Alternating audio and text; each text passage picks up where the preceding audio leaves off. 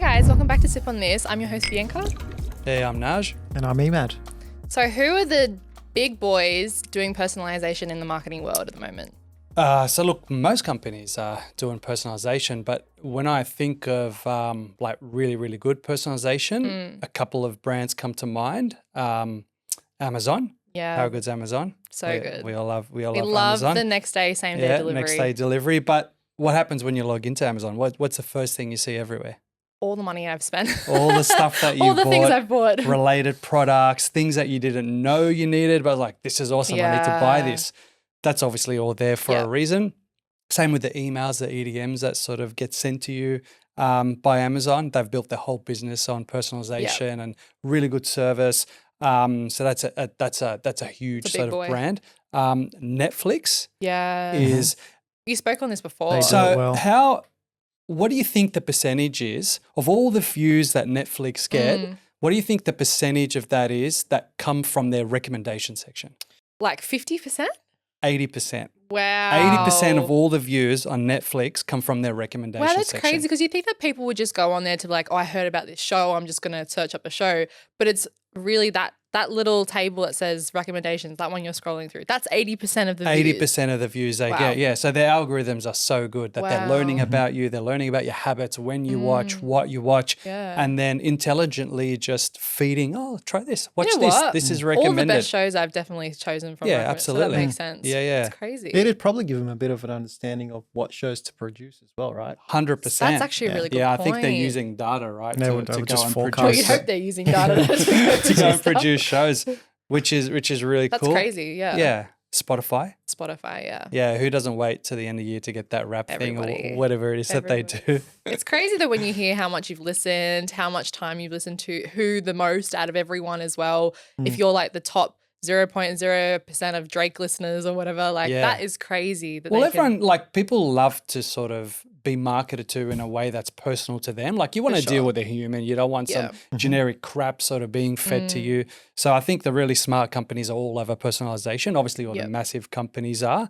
And I think like it's, there's a really important stat out there that 80% of consumers will actually do business with you if you're offering them an actual personalized experience. Wow. So what's like an example of a personalized experience besides like Netflix and stuff that in like maybe a e-com world? Like what would that look like? Yeah, absolutely. Like a really obvious one, you buy something, for example, and then the very next day, the company's rubbing it in your face with an SMS or an EDM that says, hey, get this for 30% off. And you're like, God damn it. Yeah. So look, I understand prices go up, prices go sure. down, and sometimes, you're buying things at the wrong time, but don't rub it in people's faces. Yeah. Don't go, hey, we actually are too dumb to realize that you bought this from us yesterday. He's 30% off. Just stop sending dumb EDMs. Like that's It's a big screw you, isn't it? 100%. And Especially like to the you need to consumer. be like everything is so competitive now. The markets are saturated everywhere. Yeah. If you're not smart and treating people like people, you're gonna basically lose out. Yeah. Yeah. So that's a really big one there. Yeah. And I think that all comes down to the tech stack as well that they use. Like yeah, for sure. everything will crumble if you don't do that right. Yeah, you need to have the right tech stack and be collecting the right data, or you can't actually do any of the personalization. Sure. Yeah. So what is you said tech stack. So what is a tech stack? So a tech stack is essentially the system or the systems that run behind the scenes that almost power the personalization. So they collect the data about the potential customers or the prospects or the customers. They allow you to run automations and send EDMs and switch up your messaging and switch up your marketing depending on how those people have interacted with your brands. So when you see something like what Naj was just sort of explaining where, I purchased this cup for, X amount and the next day I get an email to say, hey, 30% off, finish your order. And it's like, I've already purchased it. Yeah. That's a prime example of where the tech stack is not set up right. It's not integrated with your store. Exactly. It's not set up. It's not integrated. So that groundwork needs to be done right at the start before you start sending out emails. And it goes back to don't send out dumb emails where you don't know where the customer is at in your buying cycle. And that's what the tech stack resolves and essentially allows you to run and manage.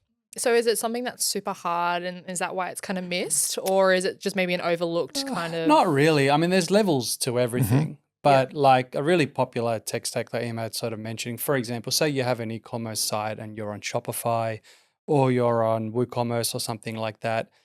Simple programs like MailChimp, more advanced programs like HubSpot, Klaviyo, Omnisend, they allow you to have an additional system that taps into your website where the information is shared. Right. So every purchase, every view, every interaction the customer is making with your EDMs, with your websites, it's actually recorded in this platform. And then you can use that data to build positive, really smart communication pieces. Yeah, whether it goes out via an EDM, whether it goes out via an SMS, whether it's linked to your advertising and it goes out via remarketing, you can push out the right messages. So is this something that is the information out there for people to be able to do this quite easily, or is it something that... Yeah, I mean, the systems are readily available. There is a lot of information on how to do it, and there's a lot of different levels on how to do it. The first thing you got to consider is like smart segmentation, and it can be really, really basic to start off with. For example, abandoned checkouts. That's just the most basic example. Like it's the most popular as well. Most popular, and it's the most basic example. It's an easy way to get the second bite of the cherry. Yeah, I literally got one this morning. I was like, oh. Yeah. So you start small and you sort of just build up as you need to segment your list essentially to deliver the marketing messages you want to deliver to them. Yeah. So rather than sending out like say deals or specials sort of all the time, maybe figure out what products can complement what people have already purchased from you.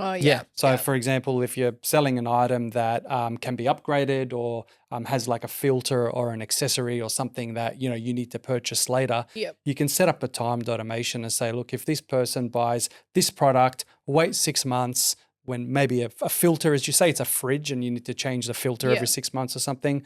Then you send them an automatic email that says, hey, it's been 6 months since you've purchased. Hope you're loving your product. Your filter's probably due. Here's 10% off a filter.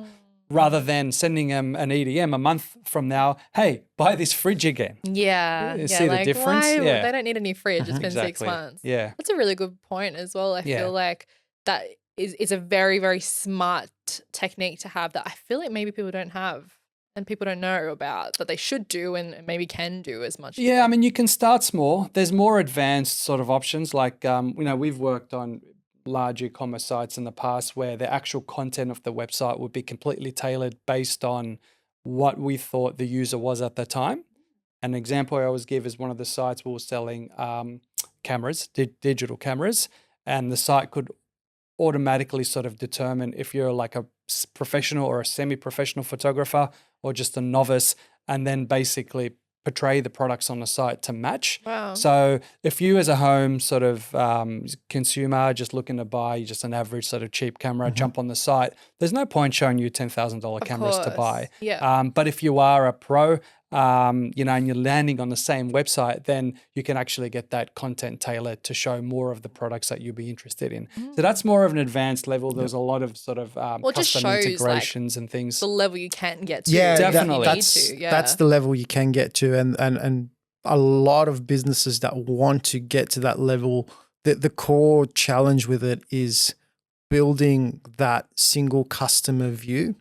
So for example, I can open up your customer profile in the CDP or the CRM, and I can find out sort of every engagement point where you've engaged with our business. So for example, you've viewed this page, you've added this to the cart, you've come back, you've signed up to the mailing list, you've checked out $10,000 cameras, nothing under that, and then building the smart automations and putting the rules in place to be able to do that. But where the core challenge is setting up that single customer view. Right. And that's what a lot of businesses struggle with because they have different CMS systems. So basically their content management systems are all different. They plug into different CRMs. So you have to build that sort of data flow and build the connectors and get all that data to really flow in. Once you have that is when you can really start drilling down into the smart segmentation that we discussed earlier and building customer profiles, and then basically sending out custom tailored marketing messages and shifting content on the website, for example, doing things like that. It depends on the level you're at. A smaller business would just want to start small, and you definitely can. A lot of these tools have like automatic integrations.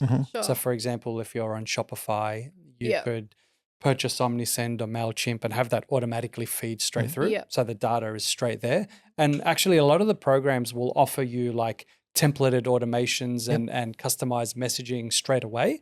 So you can, for example, click a button and segment your audience to like, you know, high sort of purchase or like people who need re-engagement, and then build out different messages based on them. So you can start out without going to an agency and doing some really high-end sort of custom work. But you'll be surprised like the number of businesses, whether small or really large, that don't sort of have this right. And they're sort of still relying on sort of like scattergun approach where they just chuck everything at it and then just hope for the best. There's also businesses that put this in place and then realize, oh crap, we haven't collected the data. That's a really important thing. And how we go about doing that. And what you find is a lot of businesses tend to overdo it, and they tend to harass their customers for the data. And that's when you build that negative sentiment. People unsubscribe, spam rates go up, open rates go down. You know, your lists might get put into quarantine because you're just harassing them too much to try and acquire that data to build a personalization strategy. It's a fine line. It's a very, very fine line, and you definitely have to take a subtle approach when you do it. If we go back to Amazon and Netflix, you don't even know they're acquiring data back. Their product is so good. And it's so subtle the as UX well, is so good that they can give you recommendations based off what you watch. They can give you recommended products based off what you purchased. So they're using their business model to that advantage of gathering data to build personalization. In a sense, every business is different. Yeah, I mean, a lot of businesses will run sort of surveys and sort of things like that to get data. And again, exactly like what Emad said, like there's sort of right and wrong ways of doing things. You want to ask someone, what do you earn before taxes? Yeah. Straight up. Fill out my survey. Tell me how much you make. But if your birthday's coming up, you know, and you get a survey that says, hey, you know, tell us a little bit more about the product, and then you know, we'll give you this, or you get in the draw to win this. And it's just about collecting smaller bits of information on a longer sort of term as you get more sort of a trust sort of connection with your customers. Then you can collect more data. Then you can use that data to, you know, to continuously sort of offer them value. I got a survey from Afterpay the other day, and it says, tell me what you think is cool. And I was like, what? And I didn't get anything back from it. It was like, just tell me what you think is cool. I was like, that's such a weird survey. I didn't really think that what's cool is, but all right, whatever. I'd love to see how many people actually filled that in. Yeah, because I was like, maybe I get something out of this, and then I didn't. I was like, yeah, I'm not going to fill it out. Look, the ones that work really well for us are typically sort of based around some type of like promotion or giveaway. Yeah, definitely. They work a lot for our clients and like it's also like customized in a way. So we're giving away things that they're already interested in, not sort of some random sort of stuff. And Emad's right. It's a fine line. You ask for just the most important bits of information that you need and just keep it short and simple.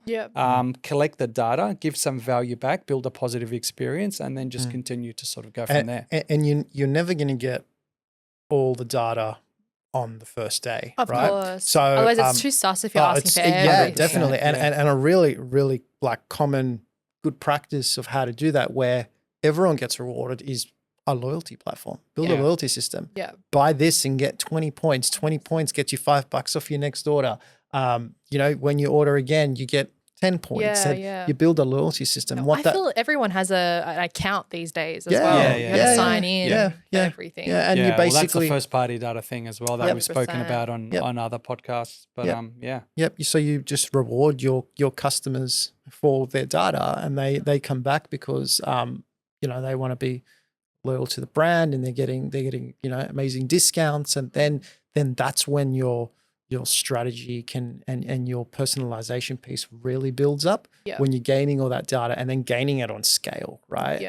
The more people you get into your platform, the more people are purchasing from you. You're just building and building, and then, like I was saying, it doesn't happen on the first day, but later on down the track, you realize you have all this data, and you can start building all this amazing personalization, which then improves conversion rates, and then it becomes a matter of how do we get more people into our loyalty platform? How do we build that up? Because in return, that's going to build this up, and that's when a brand really grows. I feel like people maybe overlook, especially like new businesses starting out who don't really have much marketing experience as well, just think it's having a website and then selling something. It's way beyond that, right? Like, as you know, you're having a laugh because it's much bigger than that. If you want to build a brand, you want customers to be loyal to you. You have to be right up there in your marketing efforts. And you got to be different too as well than other people. You got to have all of that. You got to have all of that. You got to treat people with respect as well. You got to treat your customers and value them. You got to treat them like they matter. Nurture them. And look, if your only means of communication is EDMs and sort of SMSs here and there, you don't get many chances. If you start sending out some silly bits of information and you get that unsubscribe, and the whole image is sort of tarnished. You don't of have that second sort of go at it. So you should set that up from the beginning. And look at ways you can also bring in external pieces of data to complement your personalization. For example, what car do you drive? Golfer. A Golfer. Okay, if you were to come to my, it is a very cool car. It's much cooler than my car. If you were to come to my online store, for example, and I sell auto parts, and you were to purchase something for your Golf R, I know you drive a Golf R. I know you purchased this particular part or accessory for your car. I know where you live. Because I shipped that part out to you. Now, if I was to plug into a weather API, for example, and the next time there was some heavy rain in your area, I could say, hey, Bianca, here's 10% off wipers for your Golf R. It's forecasted to rain this week. Badly. Make sure they're good. Make sure your wipers are in order. You can pull the safety thing. Like it's safe. We've actually ran heaps of campaigns like that really cool. for various sort of businesses. And then connecting pieces of content. If you don't know how to do it, here's a blog explaining how to change your wipers on your Golf R within that EDM. That would crush it, right? So that's the kind of personalization. It's real life. Like this is happening. Like you're predicting a situation as well for this person. Just like the filters. Like and also, one of the best customers you can acquire is a customer that's not searching for you. So for example, like, on Google Ads, someone wants something, they go there and they type it, and there's 10,000 competitors there, right? So you could win that, and that's all well and good. But if you're not really giving the customer subconsciously much choice, because you've told them, hey, it's raining, you're probably due for wipers. Here's a great deal on our wipers. Here's a blog of how to install it. The chances of you then going and shopping around and Googling other wipers is quite low compared to someone who actually knows they need some wipers and they go and Google it. And it's all in one place as well. So you often find, we often find with clients, it's those types of customers that convert really well because they're not out there actively searching and looking at your competitors as well. So that's a really powerful form of marketing. I feel like I don't know if I've ever really received an email like that before. No, well, obviously, like I subscribe to like fashion and stuff, but even, I mean, I guess it could be like, Australian Fashion Week's coming up, or like, Taylor Swift's coming, or whatever it is, right? But I guess that makes sense. Like, here is the top things that are being bought at the moment. A lot of the time, at the moment, the insurance companies are really doing that quite heavily now. Like whenever it's going to hail, you realize seen the hail ones. You get an SMS. because you put on your application for insurance that your car's parked in a driveway, not in a garage. Yeah. They say, we suggest you move it undercover. It's going to hail in your area this afternoon. But even things like those supermarket loyalty cards, like flybys and sort of things like that, like, I mean, they're sending you offers, I right? remember you saying all this. Yeah. I mean, everything is sort of collected, not just what you buy, but like the frequency, the time that you come in, and you give them lots of information. They know how old you are. They can actually, I've actually had some meetings with some of the people behind those sorts of systems. They can actually predict what you're going to buy in a few years' time.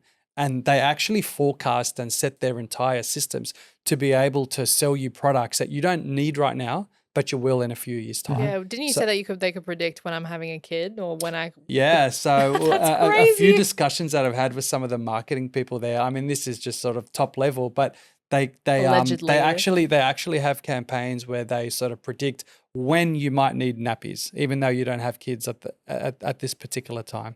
Yeah. So you're saying, I remember you saying as well, like my buying habits as well. So depending on what I'm buying can maybe lead up to them to say, oh, you know, it's looking like she might get pregnant in a year or 2 years or whatever. Yeah, and during that time, they'll test stuff on you as well. Like they'll send you offers, and if you don't buy those offers, if you don't take them up, you know, that's more data going in the system. Oh, she's not interested in that. Yeah. And then they'll test different sort of brands and things like that. So look, this is happening like everywhere. Yeah. And the good companies are doing it really subtly. You don't even know that you're being sort of profiled. I feel like everybody in Australia has I don't know if I can say the actual cards, but the 2 main cards that everybody has in a grocery store. Yeah. And everyone's not realizing what that data is actually being used for. They just think it's a good loyalty program. You're getting your discounts. Look, it's all about value. It's an exchange, right? Yeah. So you're giving them data and they're giving you cheaper prices on things that you feel like need. You're winning. 100%. And you are getting value. You are getting those things cheaper and you are getting sort of convenience. So it's an exchange. As long as people are aware that it is an exchange, it's quite healthy. You would rather be marketed stuff that you want rather 100%. than crap that you have no desire for. You can take those sort of big business marketing strategies and those personalization strategies, and you can take components of them and apply them to smaller businesses. Like building loyalty is something that's very, very easy to do. You see it at your local coffee shop with the loyalty cards where they stamp your card and you get it's so old school. But if you actually put something simple in place, you could actually start forecasting. For example, if I had a cleaning business and I set up a little loyalty system and I gave people discounts every time they utilized our services, for example, you could start to forecast, hey, MMX is on average hiring us once every 3 weeks. So I'm going to keep sending them marketing collateral around the 3-week mark to remind them that they might need a clean. And then that just builds up retention. But if you do that in scale, that you can grow a small business like that. And that's the key. Like with digital systems, you can scale this. Yes. Yeah. So you want to automate and you want to scale and you want to run this over, a huge amount of sort of customers. And that's where it becomes really powerful. It's infinite, to be honest. It is. You could do it is very infinite. Start small if you're sort of new to it. Have a look into a system such as HubSpot, MailChimp, Omnisend, Klaviyo. Have a think about your strategy. Have a think about the communication that you send to customers. That's your front face to them. So stop sending dumb EDMs. Have an actual think about what you're going to send people, and start with that. And I will guarantee that it'll be awesome for your business. Definitely. No, I think that's a great tip. I think, for small businesses, like as you said, don't try and overload yourself in the beginning. Just start somewhere, because once you start somewhere, then all the other stuff will just fall into place. You'll learn about it more. You'll be able to get to the big boys where you'll learn how to use all that data, like Netflix and Amazon or whatever. Yeah, definitely. And you'll find your groove with it. Like I said, if your systems are set up from the get-go and your foundations are set up and you're collecting the data, then it just becomes a learning piece. And it becomes about, what do we build with this data? What are we actually gaining from this data? What are we learning from it? And then what activations are we going to put in place? And then split test things against each other. If you're sending a particular EDM to, a segmented list, you could try split testing the subject lines. Like, don't stop all that traditional marketing, those traditional marketing optimizations just and add tactics. It on top. Just add it on top. Split test the subject line. Split test the creative. Find what works best, and then basically connect all of that to the segmented data to get the best outcome, essentially. Thanks so much, guys, for tuning into this week's episode. We hope you enjoyed, and we'll see you in the next one. Bye. See ya. See you guys.